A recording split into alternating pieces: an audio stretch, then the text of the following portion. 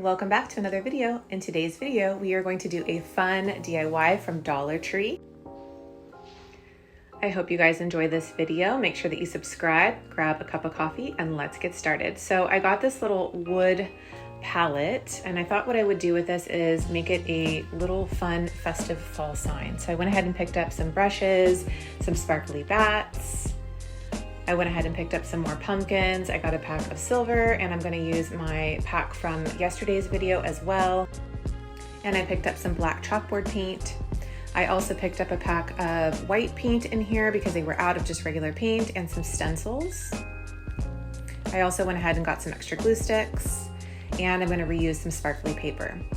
So my plan here is just to kind of see what materials I want to use, but I'm going to start by putting my black chalkboard paint onto this little tray that I got as well from Dollar Tree. So I put a generous amount on there. I took the lid off because it was just too hard to get the plastic wrap off. And then next up, I'm going to go ahead and open up my brush set. I liked these because they are spongy and there's a variety to choose from. So since I'm doing a large space here, I went ahead and just chose the largest sponge that they had in there, and it's going on beautifully.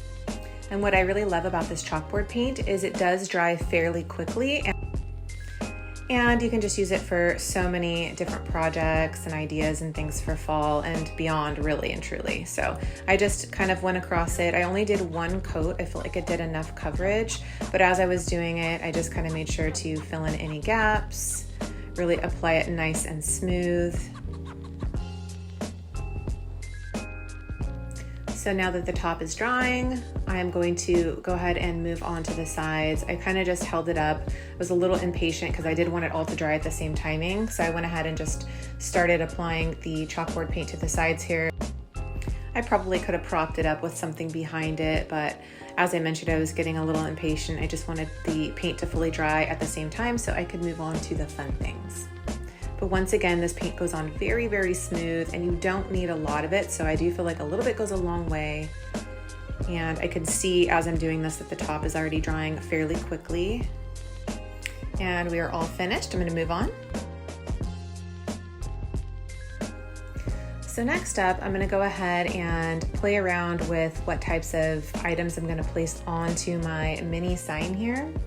And I'm thinking I'm going to go ahead and use these pumpkins, and I may just save the sparkly bats for another project or maybe a bigger sign, because I am going to go thrifting this week and try this idea out on a larger scale. So I'm just going to go ahead and apply them. Now, in retrospect, I probably should have done these pumpkins at the end of the project, but I really was just trying to get a good visual of what it was going to look like, and I'm really happy with it. Now I'm going to use some of this sticky, sparkly paper. It has a nice backing on it. So honestly, I started using a little bit of hot glue, but quickly realized that it stuck just fine. So I'm just gonna outline the border of this mini sign, and I think it's looking really, really cute. Now next up, I'm gonna start applying my letters, and I just decided to go with a simple fall on the front of it, and I'm just dabbing on that white paint.